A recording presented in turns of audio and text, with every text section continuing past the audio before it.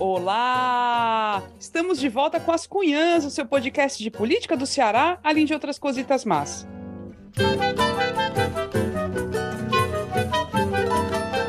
Eu sou Camila Fernandes e, como sempre, estou ao lado de outras duas cunhãs jornalistas visionárias.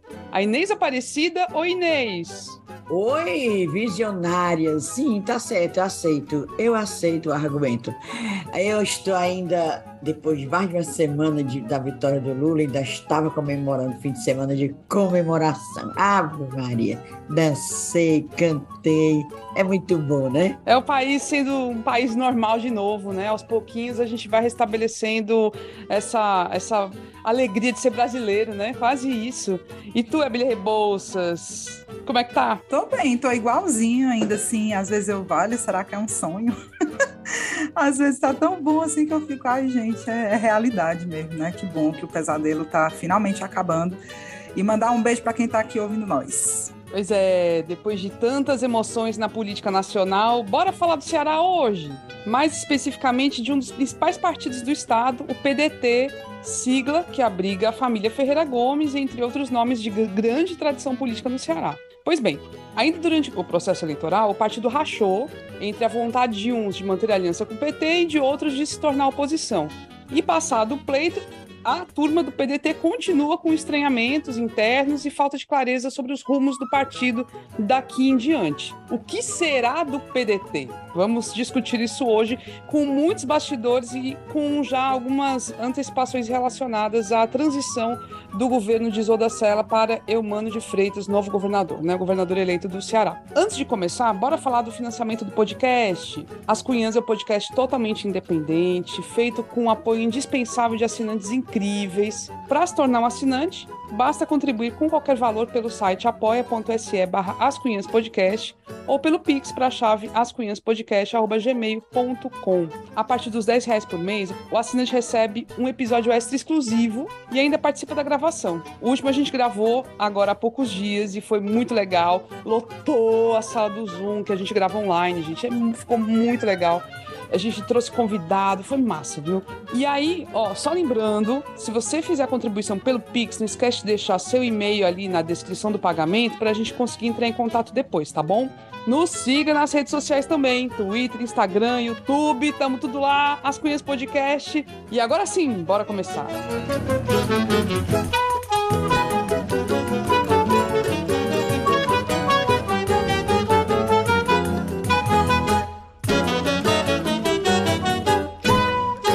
Vale muito a pena falar sobre o PDT neste momento pós-eleição.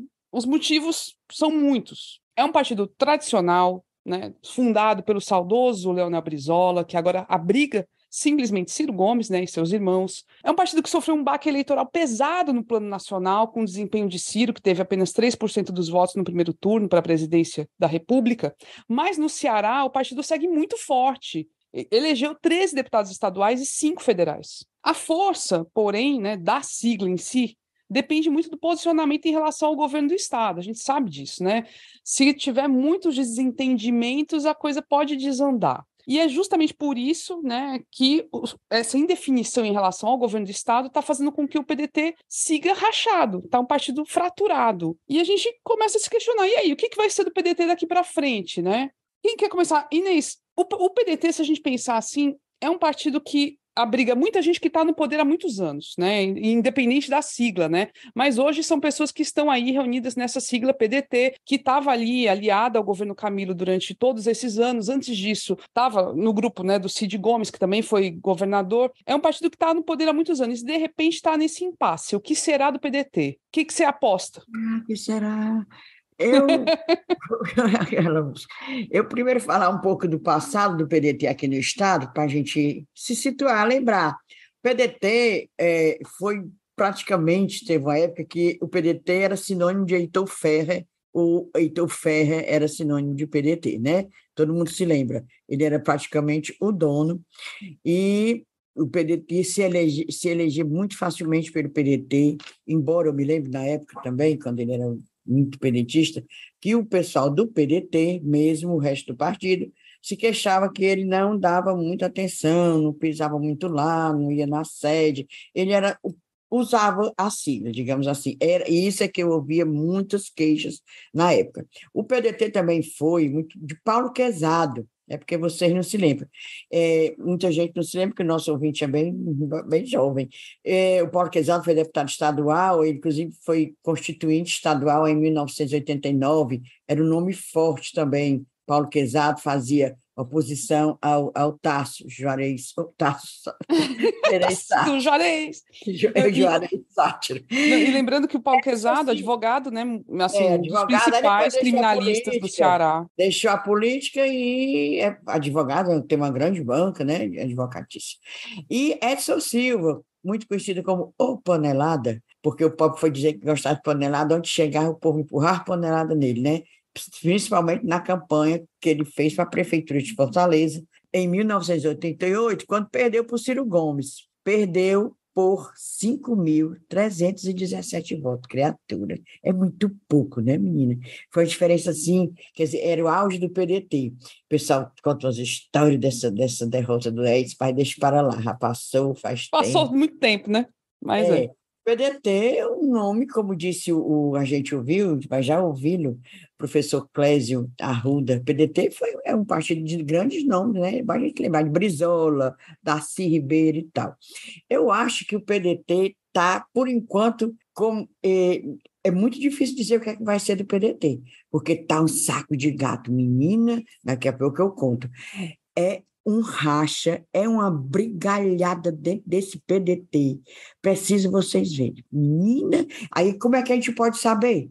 Não pode. Eu acho que o PDT vai definir assim, o caminho a partir do próximo ano, assim, quando a gente viu o governo aqui no estado, o governo federal. É difícil, viu, Camila e Evelyn? Mas eles já têm uma reunião marcada para breve, né, Inês? Para discutir esse futuro aí. O Camilo, olha, o Ciro não já disse, né? Isso. Bem todo assim, abusado, apareceu, foi Ciro. Pois é, apareceu.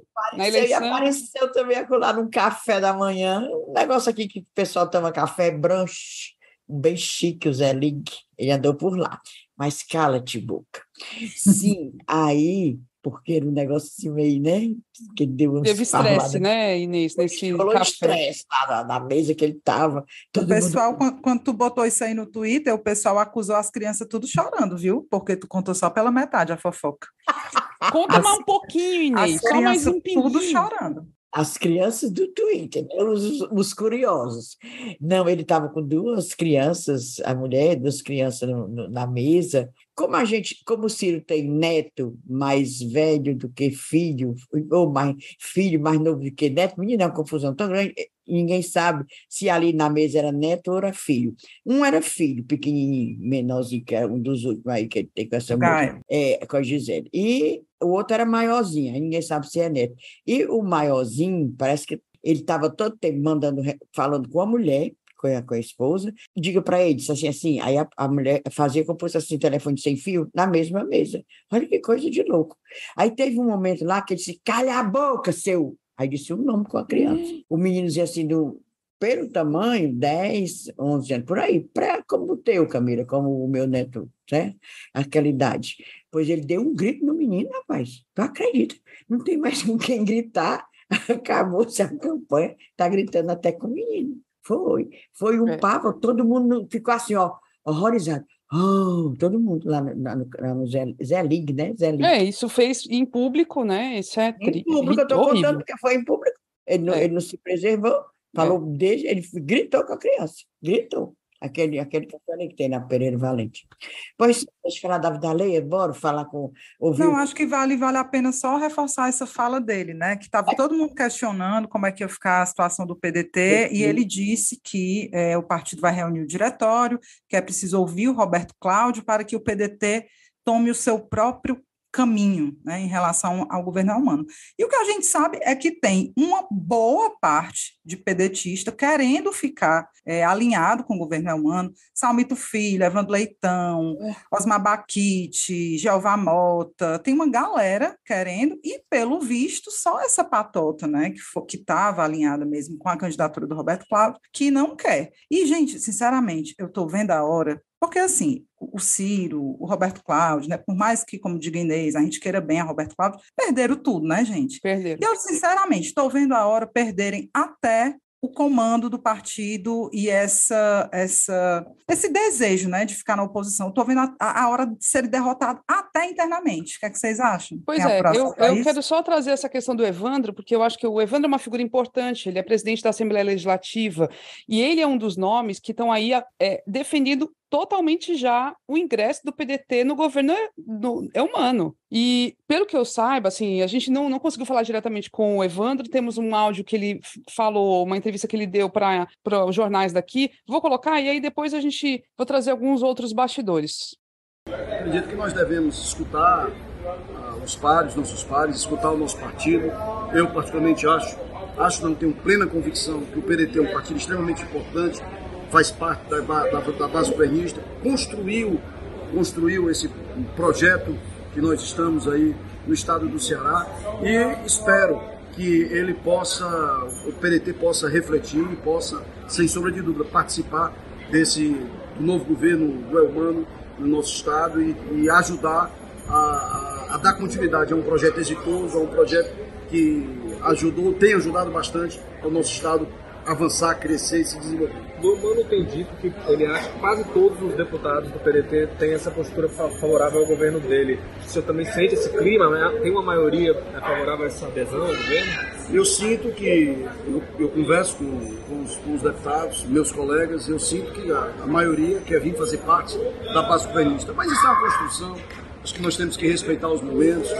O momento agora é o segundo turno, a partir de amanhã sim começa a se pensar, começa a se refletir sobre o futuro governo humano, sobre o futuro na Assembleia Legislativa, isso tudo, repito, respeitando as pessoas, sabendo que nós tivemos uma situação atípica aqui no estado do Ceará, onde o meu partido, parte ficou com o Elmano, outra parte ficou com outros candidatos, e nesse momento a gente tem de que reconstruir essa unidade partidária.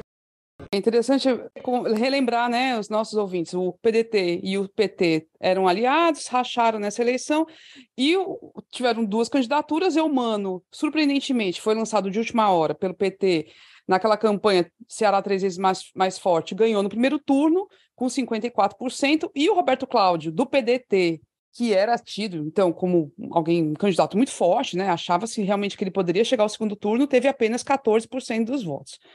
O segundo colocado foi o capitão Wagner, do União Brasil. Então, o Evandro mesmo foi um que ficou do lado do Elmano. E ele, pelo que ele está dizendo, os deputados estaduais, a maioria absoluta dos eleitos, já está do lado do Elmano, já quer fazer parte da base, e pelo que eu soube, os que ainda estão querendo romper são alguns vereadores do PDT, né, vereadores de Fortaleza, realmente forças que são relevantes no partido, mas não tão expressivas assim. Então, Ciro, essas forças estão do lado do Ciro. É o pessoal que ainda está muito fiel a Roberto Cláudio e a Ciro. Camila, só lembrando aqui que essa fala do deputado Evandro Leitão foi antes do primeiro turno, acho que foi na véspera, né? Foi na eleição do segundo turno. Foi na eleição do segundo turno, isso. Ele está até com adesivozão do 13, né? Do 13, na feito. Pois é, não, só lembrando que não foi agora dessa semana, foi ainda no segundo turno. Ele viajou com a esposa, ele foi tirar uns diazinhos de folga igual o Lula, ele decidiu descansar. Aí, o outro que a gente não falou aqui, que também, segundo consta, né, aqueles bastidores que contam para a gente, segundo consta, também já está deixando assim a base, está querendo se virar para Elmano, é o vice-rei do Cariri, deputado Guilherme Landim. Guilherme veio. A gente sempre fala aqui que ele domina lá o Cariri todinho, né? A partir da cidade dele, Brejo Santo, que ele é o vice-rei do Cariri, do PDT. E depois ele está todo perfeito, todo se botando para o lado de Elmano. Essa informação também confirmo, viu, Inês? Também recebi essa informação de que ele estava do outro lado, ele tinha apoiado o Roberto Cláudio, estava do lado do Ciro, e aí já se bandeou. Gente, e eu tenho certeza, como Inês diz, é um saco de gato, né? E imagino como vai ser essa reunião interna deles. Acho que vai ter um momento de reflexão sobre a liderança do Ciro mesmo e do Roberto Cláudio. São os líderes mesmo do partido hoje, né? Vão colocar na mesa os dados, o tamanho da força que eles tiveram, né, nessa última eleição. O Ciro com 3% dos votos, O Roberto Cláudio ficou sem identidade, ficou perdido, saiu muito mal nessa eleição também, tanto é que se recolheu depois disso, foi muito traumático para ele. Então, vai ser um momento de repensar mesmo o papel de cada liderança, o tamanho da força de cada um, fazer cálculos para 2024, né? Porque todo esse bafafá, vamos ficar na base, vamos para a oposição, isso tudo tem a ver com as próximas eleições. Com certeza, eleições boa lembrança. 24 e 26. Então, vai ser o famoso saco de gato mesmo. Sim, agora, acho que tem que fazer autocrítica o PDT. Mulher, deixa de frescar com a minha cara. Não, gente, isso é bastidor. Eu acho que o PDT obrigatoriamente tem que fazer uma autocrítica, né? Não é mais nem o PT. O PT já fez não sei quanto, já passou o tempo do PT. Acho que a autocrítica é mesmo do PDT e do grupo do Ciro, né? Do grupo do Roberto Cláudio também. Total. Eles devem ter passado essa semana sabática aí pensando muito no que aconteceu essa semana do segundo turno. Mas será que vai ter esse... Porque, assim, vamos lembrar, né? Eles estavam fazendo aquela escolha, eles tinham a prerrogativa de indicar o nome que ia ser o sucessor. Praticamente era isso que estava definido, que ia ser o sucessor do Camilo Santana. Aí, parte dos aliados falaram, beleza, vocês podem escolher, desde que não seja o Roberto Cláudio. E o Ciro bateu o pé e falou, não, vai ser o Roberto Cláudio. Nessas... perderam a governadora Isolda Sela, que acabou sendo um símbolo dessa campanha, praticamente, por ela ter sido rejeitada. Ela tinha o direito de ser candidata à reeleição e esse direito foi negado a ela. Então, isso acabou baqueando bastante o partido. E, no fim, a gente sabe que o resultado final acabou tendo resquícios dessa decisão, assim, porque todo o ataque que o Roberto Cláudio fazia contra o governo Isolda reforçava esse movimento machista, né? Em grande medida, tiraram o direito de Isolda de se candidatar. E, claro, que a campanha do Elmano usou isso, né? Evidentemente. E a própria Isolda. E, assim, é uma situação que merece demais uma autocrítica. Merece demais. Sim, aí nós vamos ouvir o professor sociólogo Clésio Arruda, cientista político, que ele tem a visão dele sobre o futuro do PDT, tanto no Ceará como nacionalmente. Diga aí, professor Clésio, agradecendo de novo a sua participação. Olá, Inês, Ébele, Camila. Meu agradecimento pelo convite, por mais essa participação.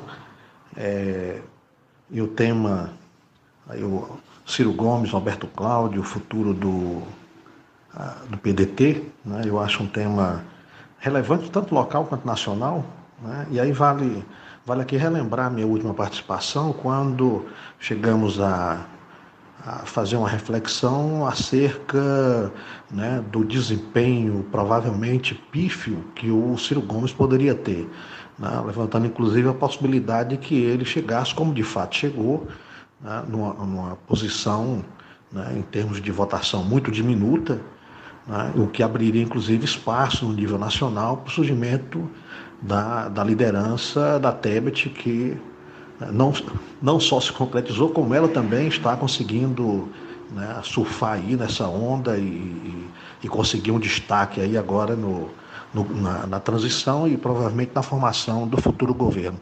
Bom, o que não era previsível era que o Roberto Cláudio, dada a sua gestão, né, pelo menos para uma boa parte da cidade de Fortaleza, né, tem um reconhecimento somente pelas grandes obras feitas nas áreas mais turísticas, né? Então tinha aí digamos assim, um legado que possibilitaria, né, uma votação, né, que não fosse a que de fato ele obteve, né? Mas aí foi atropelado, acho que por dois motivos, né? A forma como Ciro Gomes, né, foi levando a sua candidatura até o final, inclusive perdendo adeptos de longa data, né? Algumas figuras importantes do cenário da mídia nacional que foram abandonando, e aí esse não teve como não respingar na candidatura local, né, e afetando Roberto Cláudio. A outra, né, foi aquilo que se assistiu no Nordeste, uma onda vermelha, uma onda Lula, né, que contribuiu aí para esse naufrágio do Roberto Cláudio. Agora, fica a questão, para onde caminham os dois, né? Bom, o Roberto Cláudio ainda, né, jovem, teve um desempenho, né, tem o que mostrar para os seus eleitores, né? Acredito aí que deva seguir sua carreira política, né, aí com uma certa desenvoltura. Não sei se para cargo do executivo, né, dado que os espaços vão sendo ocupados, mas é sempre uma possibilidade futura.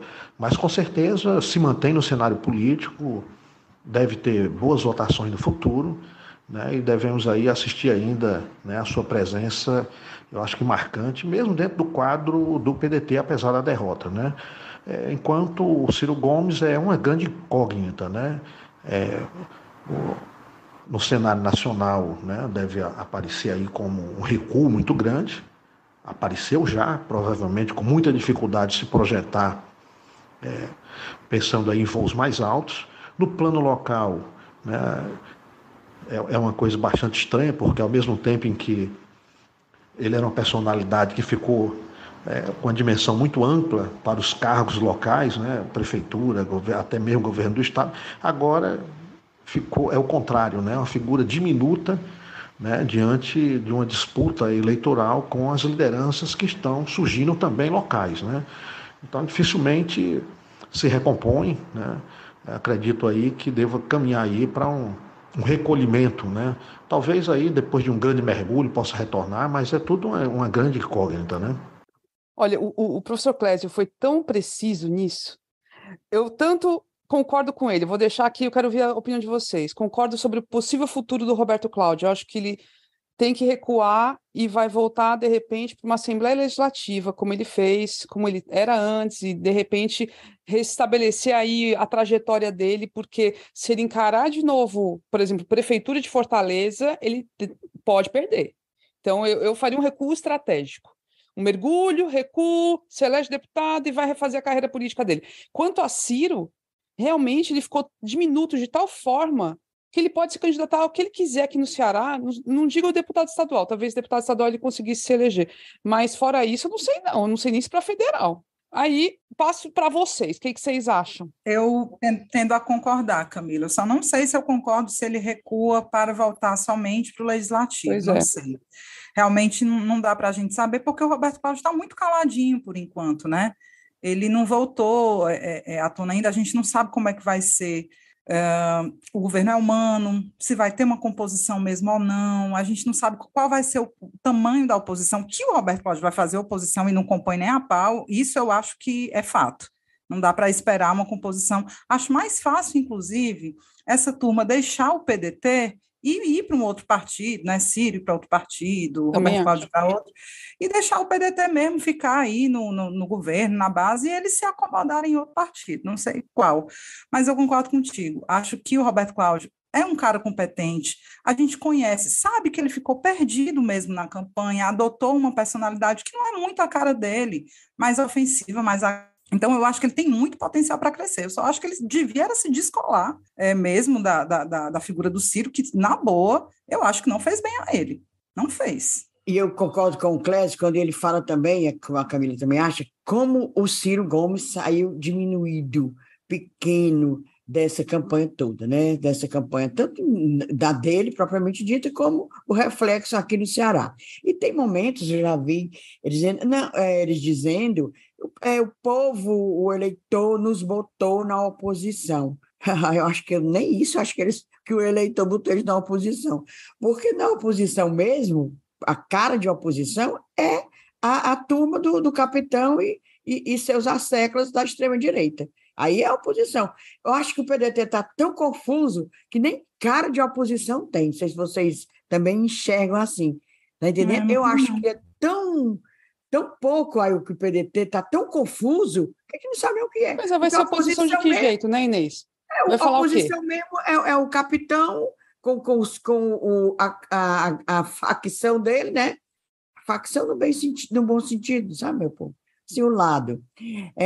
O capitão e sua facção é que é a oposição, para rimar. Mas o PDT nem isso ainda é, porque a gente não sabe. Uma banda do PDT não é. A gente acabou de falar que está querendo ir para o governo humano. A outra, que diabo é isso? Nem isso ele serve para ser até agora. É por isso que eu digo, eu acho que essa galera vai acabar saindo mesmo, o Ciro vai vir com aquele mesmo argumento de sempre, né, que não tem mais espaço, o partido não acomoda mais, Aí muda ele pro sempre oitavo. diz, como é que ele sempre diz, o partido deixou de ser aquilo que era originalmente, né, enfim, vai inventar uma desculpa aí e vai voltar. Eu estava pensando aqui na eleição para prefeito de Fortaleza, e qual seria, por exemplo, o papel do Roberto Cláudio, né, você vai ter aí o Sarto, que vai para a reeleição. Candidato à reeleição. Você vai ter, provavelmente, o capitão Wagner, pode ser que dispute, ganhou em Fortaleza, vem com certa força, né? Vem com certa força. E, provavelmente, você vai ter também uma candidatura de alguém, como se tem ventilado, Isolda Sela, de repente, pelo PT, né? E aí, onde estaria Roberto Cláudio, né? Onde estaria Roberto Cláudio nessa configuração de pré-candidatos nesse momento? Seria uma quarta via, iria como um aliado do Sarto, sabe, se apegar a um governo que é fraco, né? Não tem tanta popularidade, pode ser que tenha dificuldade para se reeleger. Então, fico pensando nisso mesmo. Não sei se ele espera 4 anos para se candidatar e, de repente, voltar para a Assembleia, mas fico em dúvida sobre que papel ele teria em 2024. E o professor Clésio Arruda também falou sobre o PDT em nível nacional. Diga aí, companheiro Clésio. Bom, com relação ao PDT, né, não é possível se fazer uma leitura simples, né, que a gente tem que considerar algumas questões, né, que até se contrapõem. Localmente, no estado do Ceará, é uma legenda forte, com uma grande presença nas câmaras, tanto municipal quanto estadual, com resultado eleitoral, né, que coloca aí como um partido que deva recompor sua liderança dentro da Assembleia. Então, assim, nesse sentido local, continua com uma legenda forte. No plano nacional, aí nós temos 2 questões a observar. Passa por um momento, né, de dificuldade pela sua redução de cadeira no Parlamento Federal, dado aí o próprio naufrágio da candidatura foi colocada do partido, Ciro Gomes. Por outro lado, nós temos que considerar o seguinte: é uma legenda extremamente simpática, historicamente relevante na República Brasileira.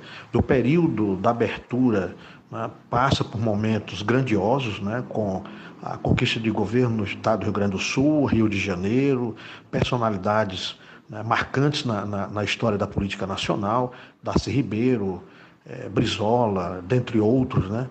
Então é uma legenda aí, né, sempre simpática e com possibilidade de ter determinadas ampliações e crescimentos locais e mesmo sempre uma legenda aí que pode, né, alçar um voo maior no plano nacional. Bom, isso, né, pensando aí com relação ao partido no plano geral.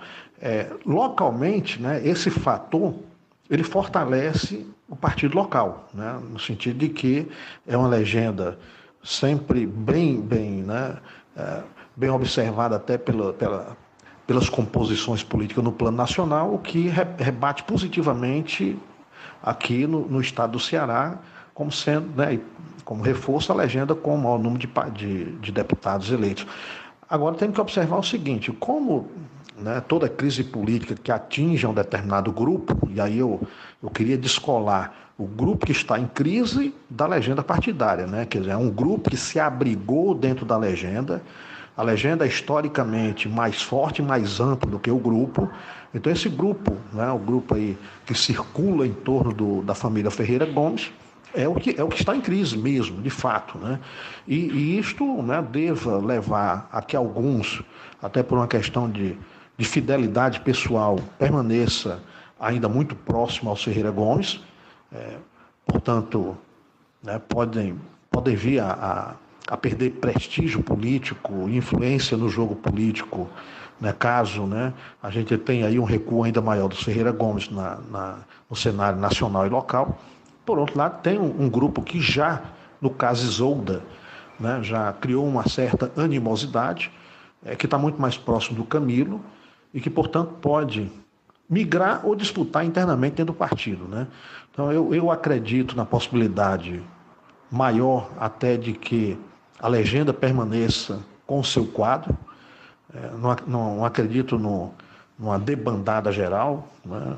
Talvez alguns, né, por influência do Camilo, né, e aí não esquecer o Eudoro Santana hoje abrigado na legenda do PSB, né, pode fazer aí um corredor, né, fazendo aí uma migração de uma legenda para outra. Isso é uma possibilidade que está no ar, mas dado esse olhar, né, positivo sobre a própria legenda, é possível que esse grupo se articule internamente para disputar o poder do gerenciamento, o poder, né, sobre o comando e o destino e a direção do partido. Aí é uma luta que nós vamos, né, assistir, não deva demorar muito, né? As peças estão se mexendo, as articulações estão sendo feitas, né? Tanto o governador eleito, né, está se mexendo aí com o objetivo de formar a sua base na Câmara Estadual, né? Por outro lado, por interesses também partidários, o Camilo deve estar aí sinalizando aí para alguns aí né, algumas possibilidades aí de participação mais ampla dentro do governo do PT, né? E aí vamos ver como é que se dá a formação do gabinete, como é que vai, digamos aí, funcionar essa tentativa de sedução do Elmano em relação a membros do partido PDT, mas, né, a legenda com certeza permanece, o grupo abrigado dentro dele entra em crise e encolhe, mas acredito que, né, aí um ressurgimento interno, até para manter né, essa chama acesa do Partido do Democrata Trabalhista. Coisa interessante que o professor Clésio falou também, essa possibilidade de migração de alguns nomes para o PSB, que no Ceará tem aí como principal expoente o Eudoro Santana, que inclusive está na equipe de transição do governo do estado, que a gente já vai falar, né? Então, Eudoro, pai de Camilo Santana, está no PSB, não é do PT, já foi do PT, enfim, mas agora está no PSB, e poderia ser realmente a pessoa para receber um grupo de descontentes, se houver essa debandada. A gente lembra, Isolda saiu do PDT, vários prefeitos saíram do PDT também na briga antes do primeiro turno ainda, quando estavam discutindo os apoios e tudo, quem ia ficar com quem, muita gente deixou e são pessoas que ainda estão sem abrigo, sem partido neste momento, né? E lembrando que o PSB no plano nacional é o partido do vice-presidente Alckmin. Então, tem tudo a ver. Eu achei muito inteligente, muito interessante essa leitura dele. Agora, Camila, tem que lembrar o seguinte, tem regra para a mudança de partido, Sim. né? Quem tem cargo não pode ficar saindo assim, não. Então, a tendência, claro, né? Assim, por exemplo, cargo legislativo, por exemplo, o partido pode muito bem, dependendo do acordo que seja feito, o partido pode dizer, não, beleza, podem sair, mas o partido pode reivindicar também o cargo, né? Então, assim, não é só querer sair, você vai ter que passar por um acordo. Aquele famoso prazo, aí vai ter que passar por um acordo. Por isso que eu acho que é mais fácil, né? Sair essa galera, assim, Ciro, Roberto Cláudio. Que está sem mandato, né? Isso, sem exatamente. Mandato. Prefeito pode sair, se eu não me engano. Prefeito quem é de majoritário pode. Majoritário pode. Agora, do legislativo tem que ficar quietinho no canto. É o seguinte, o PDT está mais confusão, tem mais confusão do que a gente pensa e que a gente fala. Eu escutei um povo acolá contando, inclusive a partir da campanha do Roberto Cláudio, diz que o Roberto Cláudio ficava muito desgostoso quando o Sarto aparecia nos eventos dele. Não gostava de jeito nenhum. O Sarto arranjou um Fusca amarelo para fazer campanha. Amarelo, que é a cor do PDT, né? Os amarelinhos lá. Menino, disse que esse Roberto Cláudio ficava, só não puxava os cabelos porque não tem, né? É careca. Mas ficava louca. Aí a pessoa que me contou disse que esse Fusca deve estar com o tanque cheio, porque o Sarto não rodava com ele, não, porque o Roberto Cláudio não queria, mulher, de jeito nenhum. Agora, só uma coisa que eu não entendi. O Roberto Cláudio não queria, mas durante a campanha na televisão, aquela propaganda eleitoral mesmo, que acolá aparecia o Sarto. E ele não renegava, né? O Sarto não renegava, não. Porra, aqui, eu não sei se não podia renegar, ou sei lá como é, mas disse que não gostava de jeito nenhum. Aí também tem a história, né, que o Sarto não diz diz para várias pessoas, confidencia, que está na prefeitura pastorando o cargo. Ele usa a palavra pastorar. Está pastorando aquele cargo de prefeito, porque a vontade que ele tem é largar tudo e ir para a Europa. Eu escutei isso de umas 3 ou 4 pessoas. Escutado uma vez. Eita, Inês! Tá com jeito, né? Pela atuação, ele parece que tá só... Mal está pastorando, inclusive, né? Pastorando não está bem pastorado, não. Aí disse que por ele se embora, deixava aí, entregava ao Elcio. Entregava ao Elcio Batista, vice-prefeito, certo? E tem um garganta de aluguel lá, que é de um deputado estadual do PDT, que também fica botando num blog, acho que é um blog, Avança Ceará, mete o pau no sarto. Aí diz que é porta-voz de um deputado do PDT. Menina, eu só sei que está um saco de gato esse PDT, muito mais do que a gente imagina. E que está dita. E aí, falando em transição, né? Então, já antecipando aí que o Eudoro Santana está no grupo de transição, saiu a lista, né? A governadora Isolda Sela publicou no Diário Oficial e nas redes sociais também, no Twitter, inclusive, a lista das pessoas que foram indicadas tanto do lado do Poder Executivo, né, do governo, como do lado do governador eleito para comporem a transição. Tu tens a lista aí, Ebele? Tenho, sim. Vou começar aqui pela lista dos indicados pelo governo Isolda, certo? Vou ser mais rapidinho, porque o mais interessante são os indicados pelo Elmano, né? Exatamente. Porque essa equipe já dá, assim, para a gente fazer algumas leituras sobre o que pode ser o governo dele. Aí, os indicados pelo lado da Isolda, o Chagas Vieira, que vai ser o coordenador, né? Que é o Casa Civil, Ronaldo Lima Moreira Borges, a nossa Fernanda Pacobaíba, entrevistada de uns episódios atrás. Secretária da Fazenda, e que pode ficar no governo, no governo do Elmano. Vai ficar, né? Vai ficar. Aqui sempre é praxe deixar, né, a pessoa que, nas equipes de transição, deixar a pessoa que cuida do dinheiro dentro dessas equipes, porque elas manjam de orçamento, então ela está aqui muito pela tradição, e também porque, óbvio, deve ser uma pessoa que continue aí pelos querer do próprio Elmano, inclusive. Já dito, né, já explicitado. Flávio Barbosa Jucá de Araújo, o Vladson Viana e a Rita de Cássia Lima Bezerra. Agora vamos para os indicados pelo governador eleito Elmano. O coordenador, Eudoro Santana, pai de Camilo Santana, né, um homem de muita força, né, sempre sai governo, entra governo, ele está aí se mantendo como um cara de força.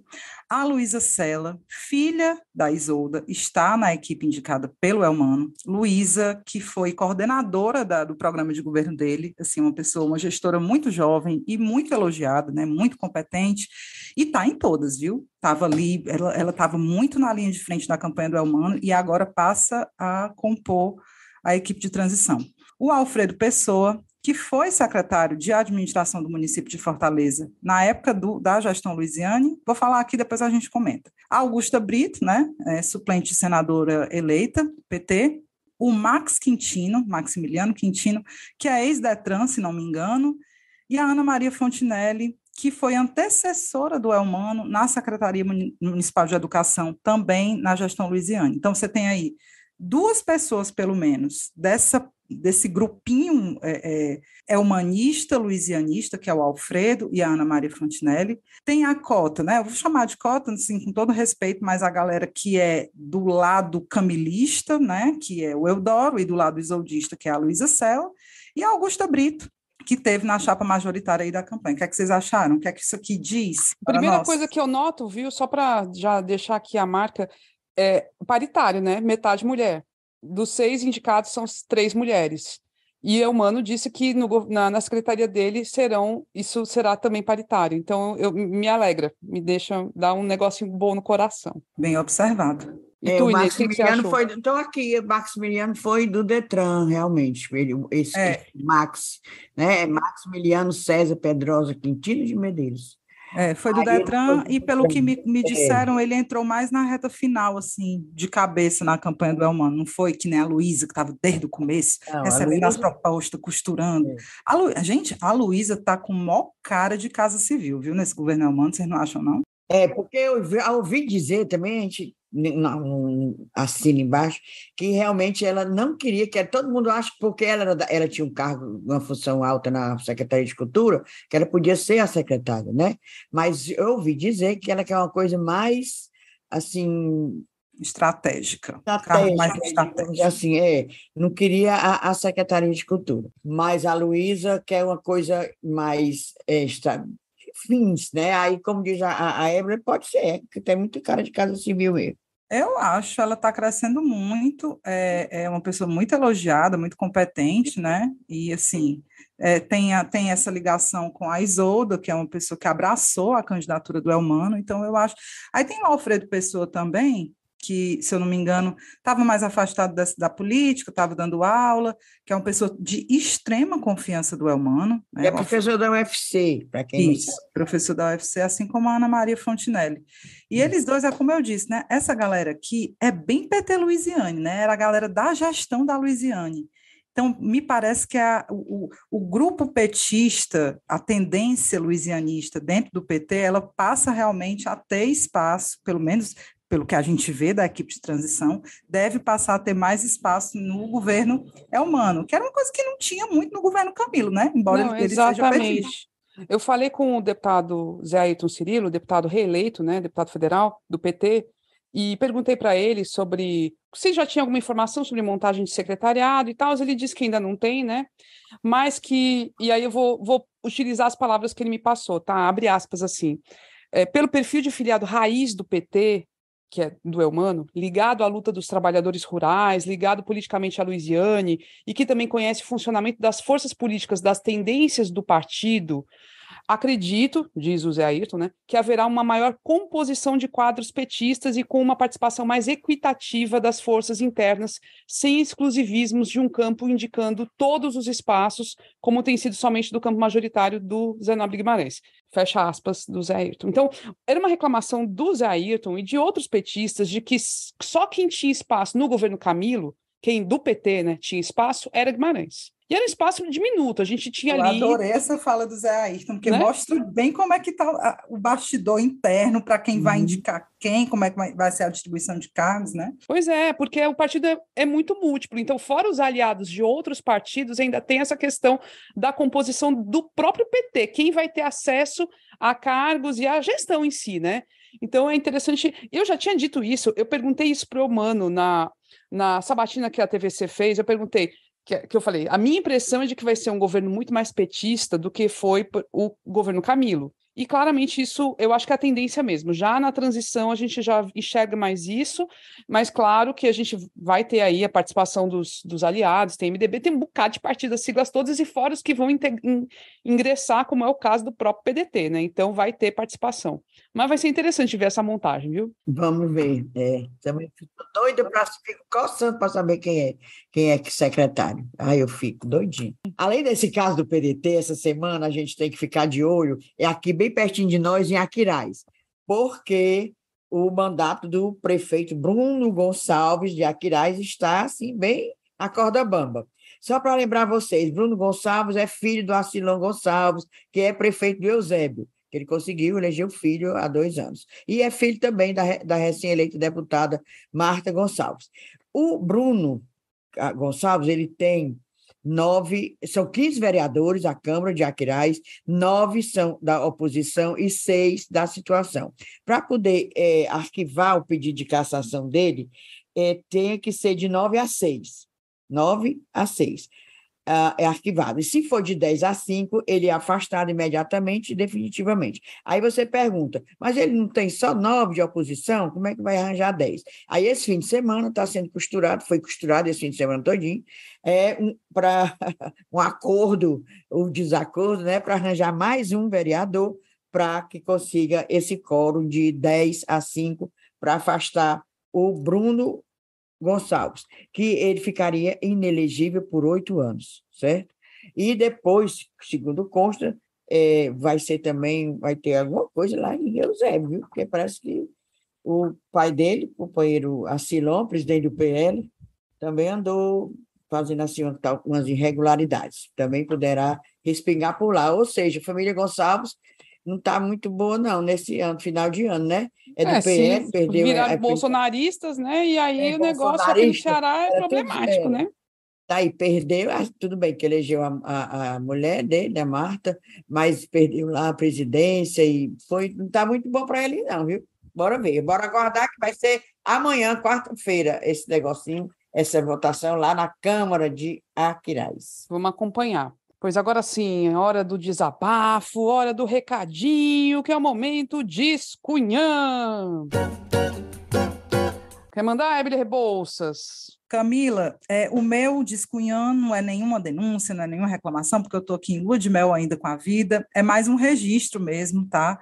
De que de 9 a 11 desse mês vai estar acontecendo aqui em Fortaleza o congresso da SBPJ, que é, se não o principal, um dos principais eventos acadêmicos de pesquisadores em jornalismo, né, do Brasil. E vai ser aqui em Fortaleza, na UFC.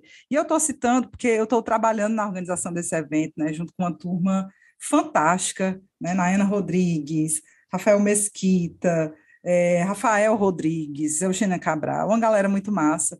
E queria deixar aqui o registro, porque vai ser o primeiro evento presencial depois da pandemia, né? Teve 2 vezes remota, e vai ser massa, assim, muito orgulho de estar participando. Queria deixar esse registro aqui e mandar um beijo para o povo que está na organização. Edgar Patrício, meu orientador, viu? Pois beijo também, eu vou estender meu beijo para esse povo. Verei vocês lá também. Vou passear por lá um pouquinho. E tu, Inês Aparecida, Discunhã? Discunhã não é assim, não é assim, bem relaxado, não. Eu estou com raiva, estou com raiva antecipada, porque eu quero falar da necessidade de punir todos os crimes da gestão deste cramunhão. De ter esse negócio de passar pano, não passar a mão na cabeça, não. Ah, não, já passou. Não. É assim que aconteceu no tempo da anistia, que fizeram uma anistia meia boca com aqueles torturadores, assassinos no tempo da ditadura, e ficamos aí com um presidente que diz abertamente, dizia elogiando um torturador, como ele elogiava o Ustra, que acho que foi o único livro que ele disse que leu, né? Pois então, aí eu acho isso, que eu, a partir de agora, vou ficar cobrando, olha, do companheiro Lula, ei, Lula, olha aí, ó, tu punha aí o crime dessa gestão, desse cramunhão, em todos os setores, não é só dele não, dele e dos aliados, tipo Carla Zambelli, que sai atirando no meio da rua, não é para ficar impune, não. E que fugiu para os Estados Unidos? Tá fugidinha? Não, aquele Alan, não sei o quê, aquele cara de Alan Santos, parece essa cara de um cavalo. Aí agora, mais recente, essa Luciana Siqueira Lira de Miranda, secretária de Cidadania, que mandou e-mail, mandava no grupo do WhatsApp institucional, ameaçando as pessoas, agora quando o cramunhão perdeu, ela dizendo que Deus, me bota Deus no meio, que vai punir, que não sei o quê. Menina, coisas absurdas. Ela é secretária da Cidadania. Essa é porque é a última. Para punir tudo, para punir esse diretor da Polícia Rodoviária Federal, Silvinei Mar, que também não faz nada, nada, fez errado no dia da votação, querendo impedir a pessoa de votar, e agora esse pessoal impedindo estrada aí, e ele não faz nada. Eu quero é que todo mundo seja punido, todo mundo que disse alguma coisa. Aqueles ex-secretários, ministro da Educação, está entendendo? Não vamos passar pano, nem mão na cabeça de bandido. Pronto. Inês, inclusive, uma das primeiras coisas que o Lula disse que ia fazer se eleito, assim que assumisse, era quebrar os sigilos, né? Sim, a gente espera sigilo também, tudo. Ora, tem esse negócio de passar pano, não. Esperamos mesmo que isso seja feito. Que o Ministério Público assuma o que tem que ser feito, né? A partir dos dados que forem acessados. O Ministério Público tem que apresentar denúncia. Tem, cara. Pois é. O meu Discunhã é só também um registro, assim, que essa semana vai ser interessante. Essa é a outra. Serão semanas para a gente ficar de olho no que está acontecendo lá no Egito, né? Que começa a COP27 e teremos a presença do Lula e de outros, enfim, de pessoas ligadas ao governo dele. Inclusive a nossa governadora Isolda Sela também vai participar lá. Enfim, voltamos a participar de eventos importantes para a discussão do futuro do mundo, das mudanças climáticas que estão aí na nossa cara, dando uns tapas na nossa cara, as mudanças climáticas todo o tempo, né? E esse governo, o desgoverno, né, do coiso aí, do cramunhão, renegando, né, se fazendo de doido, deixando passar a boiada, deixando a coisa rolar frouxa, como se o Brasil não fosse um país super importante nessa discussão. E agora sim, voltaremos à discussão com a posição que a gente merece, com a posição de importantíssimo player, de importantíssimo ator que pode ajudar a mitigar minimamente os efeitos dessas mudanças climáticas. Então, cara, dá muito orgulho e alegria, e o Bolsonaro, é melhor ainda ele se sentindo, ele chamou o Lula de usurpador. Eu achei tão genial. Gente, ele não é mais presidente, né? Você tem a sensação assim, de que o Lula já assumiu? Já assumiu. Ele não é mais presidente, ele está lá só mesmo pastorando, fazendo peso morto. É triste. É triste. Não, é maravilhoso. Não, é triste para ele, para ele e para a família dele. Eu imagino como deve estar neurótico, neurastênico, gritando um grito daquela Michelle. E estão brigando, né? E estão brigando que aí eu pagava para ver. Pagava. Não, a Juliana Dalpiva trouxe uns bastidores das brigas internas, né? Inclusive, no debate da Globo, que era realmente para o Carluxo estar, eu falei, gente, não é normal, o Carluxo não está lá, né? No último debate do segundo turno. E tinha rolado briga, ele foi expulso do Alvorada pela Michelle. Michelle expulsou. E o Bolsonaro estava claramente nervosão, né? Meio desestabilizado, disse que pediu voto para ele para mais um mandato como deputado federal. Se tremendo todinho, menina. Aí agora sem poder é que vão brigar mesmo. E aí mesmo. E essa COP, então, vai ser primeiro evento internacional com a presença do Lula, presidente eleito, já sendo presidente de fato, praticamente. Então, vai ser lindo demais, gente. Então, o Lula vai estar lá vai viajar dia 14, ainda na outra semana, né? Se é a semana que vem. Mas já começa a COP essa semana, é um evento longo, muitas discussões, muitas reuniões e tudo. Vamos acompanhar, né?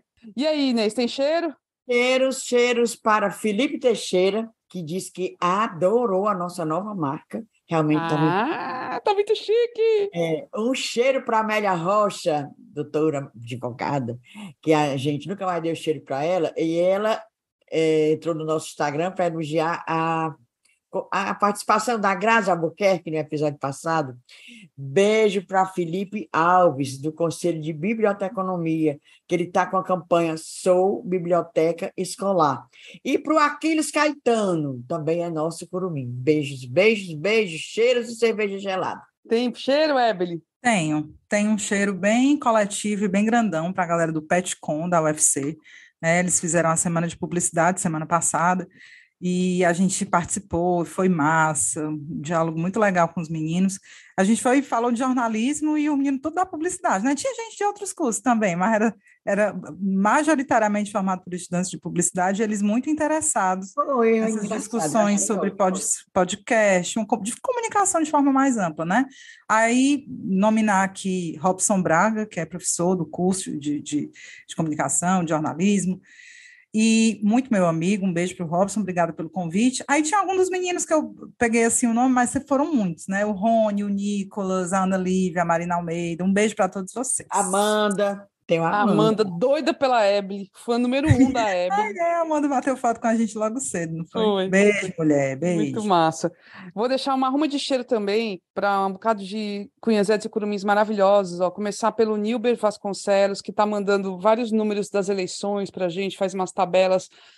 São muito legais mesmo, é muito esclarecedor, valeu demais, Nilber. A Gisele Silvigino, que diz que nos ama muito. Um beijo, mulher, beijo. E vou falar aqui uma turma de apoiadores que estão sempre com a gente, A Flávia Santos, a Denise Gurgel, a Lirna Bruno, o Sávio Machado, a Júlia Ferreira Viado. Eu falei só um pouquinho, gente, é um bocado, é tanto apoiador que a gente tem, são pessoas tão maravilhosas, assinantes. Então eu só queria deixar o registro aqui, de vez em quando vou trazer mais nominhos para a gente estar sempre com vocês aqui também no episódio, viu? É isso, né, meu povo? Chegamos ao final de mais um episódio. Muito bom, muito felizes, né? Estamos felizes, gente. É uma felicidade que, assim, não tenho o que dizer. Acima de tudo, felizes, né?